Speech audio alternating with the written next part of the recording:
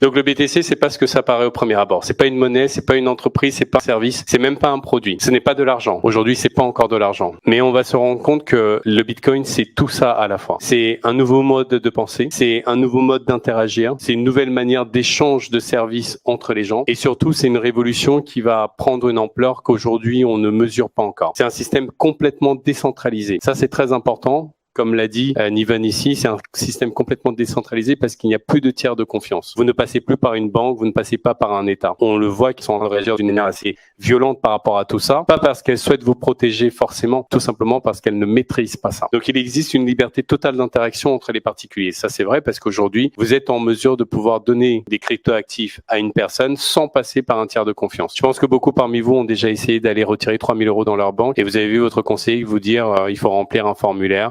Ça prend 24 heures ou 48 heures parce qu'on n'a pas l'argent en banque. Parmi vous, il y a certains qui ont déjà envoyé de l'argent à leur famille dans des pays étrangers et vous devez passer par un tiers de confiance comme MoneyGram, Western Union. Est-ce que vous savez pourquoi le Salvador, qui est le premier pays à avoir adopté la crypto-monnaie comme monnaie nationale, l'a fait? Moi, je vais vous dire pourquoi. C'est un nouveau mode de pensée, un nouveau mode de communication et d'échange de devises. Alors pourquoi est-ce que le Salvador l'a fait? Le Salvador l'a fait tout simplement parce que le Salvador s'est rendu compte que 22% de son PIB, c'était dû à des frais de transaction entre leurs ressortissants à l'étranger qui ont envoyé de l'argent à ceux qui sont restés au pays. Le montant des frais de transaction, ça représente 22% du PIB. C'est énorme pour un pays en développement. C'est énorme. Donc ils ont pensé à cette monnaie décentralisée. Ils ont fait la promotion pour que certains puissent en posséder, que les commerces puissent l'accepter, tout simplement pour limiter ces frais et pouvoir faire rentrer de l'argent dans les caisses de l'État directement. Ça veut dire que les Salvadoriens deviennent beaucoup plus riches de 22% chaque année. Donc c'est purement mathématique.